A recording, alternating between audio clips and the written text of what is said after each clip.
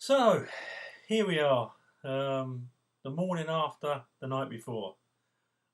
Chelsea 3, Malmo nil.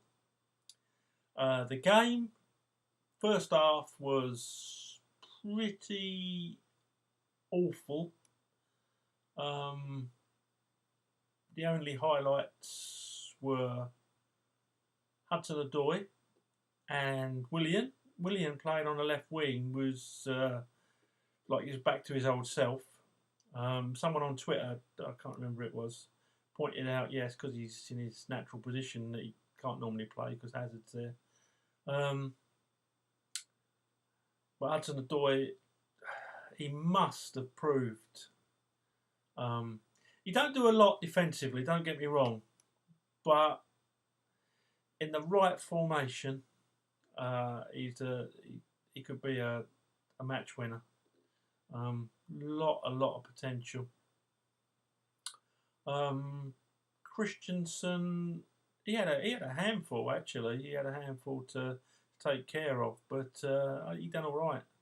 And I thought personally, defensively, Emerson was a big upgrade on Alonso last night. I know it was only against Malmo, but they were pressing. They went for it, and I think that's why it was such a tough first half. They were really, really going for it, and they were quite physical as well. And Chelsea just can't match anyone physically. And the second half, yeah, I thought we played. I thought we played well. We knocked it around quite well. It wasn't great, I won't lie, but it was an awful lot better than it's been. I felt, I don't know if you were the same, I felt Kante was a little bit deeper last night. Still making his runs, but he was a little bit deeper, and it helped. It helped Kovacic. So, right, the talking point in the pub after with some of my old mates and a couple of young lads that they'd always talk to in the pub because I can't get to every game now, was the support. Have Chelsea now got the worst home support in Europe? In Europe. Because, I'll be honest, in the old days, we used to support the team. We could be 3-0 down and we'd still be singing. Trying to get them, you know what it's like when you're feeling low, when things aren't going well for you at work, a little sort of tap on the shoulder or keep your chin up, it sort of revitalises you. And if you can imagine sort of 40 people in a football stadium, no matter if you're losing 6-0, and until that final whistle, they're still rooting for you. That's got to be uplifting. It's got to be a positive thing, isn't it? Not a negative thing. You would think. So, the support has always been brilliant away because you've only got them hardcore fans that do actually support. But the home support. Now, the other night against United, Zappacosta come on. I'm not a Zappacosta fan, not in any way, shape or form. But it's not his fault. He got offered a good contract by the club. They wanted to pay good money for him. The bloke comes on. As far as I can see, Zappacosta always gives 100%. He got booed by the home supporters. And then last night, Jorginho, who has been a massive disappointment to me, but not his fault. New country. He doesn't speak the language. He's put in a system where the players around him have never played it before.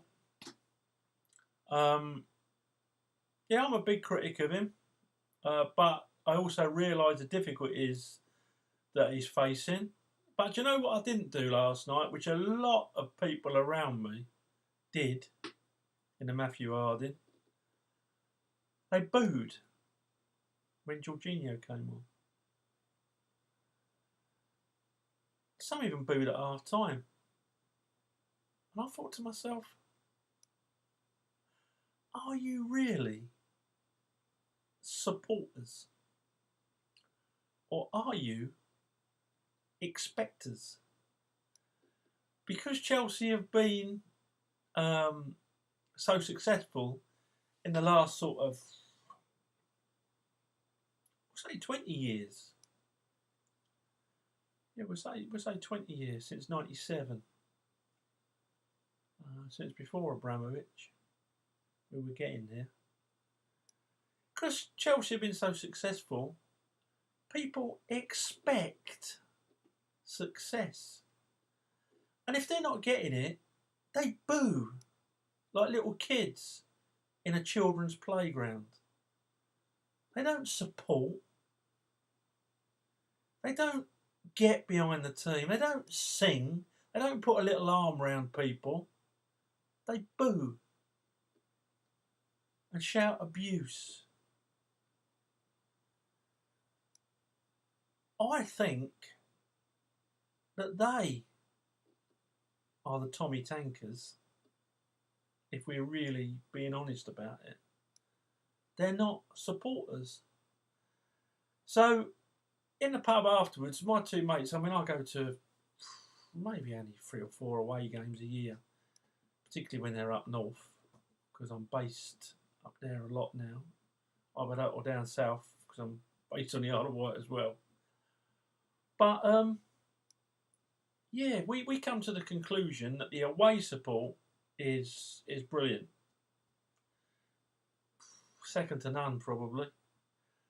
But the home support, outsung by Manchester United, outsung by 6,000 Manchester United fans, just because we were losing to Manchester United.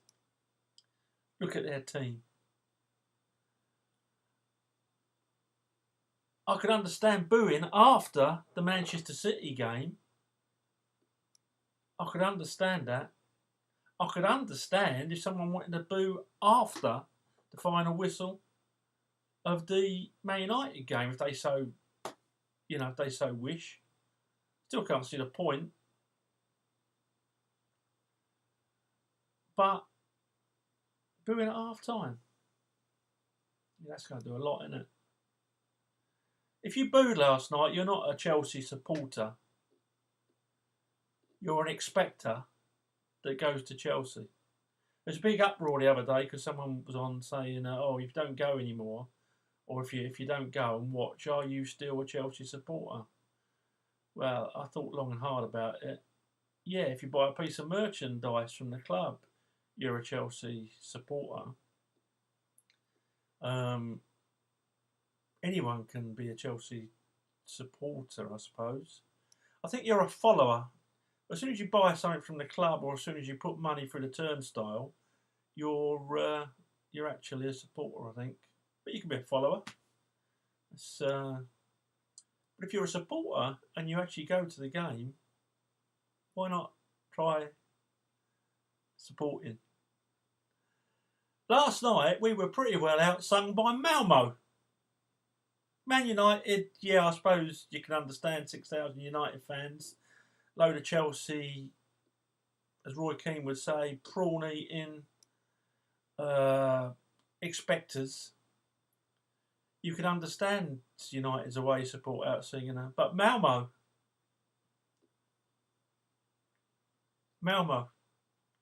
out singing the Chelsea supporters at Stamford Bridge. I honestly think we have got the worst home support in Europe. And a couple of mates last night who've been going since God was a lad agreed. The worst home support in Europe. And would you want to be a player in front of that? Would you? Nah, you wouldn't. you'd want to play for a club where people actually supported you. So, sorry about last night, but I try and give a review on the game, and that is my review. Chelsea players appeared to give 110%. Well, 100%, they're not 110%, it's impossible. They gave their all, and Hudson-Odoi and Williams stood out for me. Little Kante ran his heart into the ground as usual. Giroud looked good up front.